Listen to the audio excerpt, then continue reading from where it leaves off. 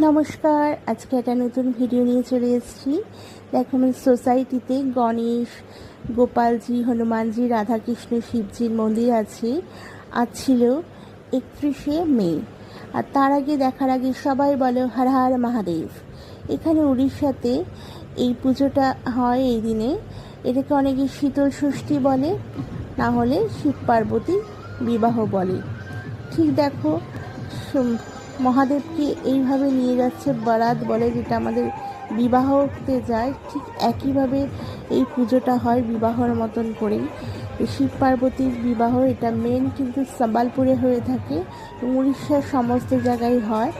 যেইভাবে বারাত নিয়ে যাওয়া হয় বাজনার সাথে সাথে, সেইভাবেই নিয়ে যাওয়া হচ্ছে মহাদেবকে, এবং সবাই খুব সুন্দর ড্যান্স করছে।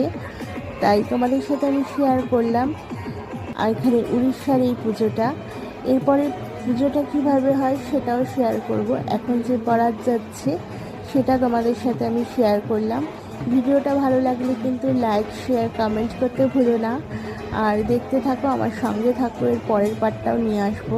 দেখো, মহাদেবকে ভীষণ ভালো লাগছে। আর একবার সবাই বলো হর হর মহাদেব।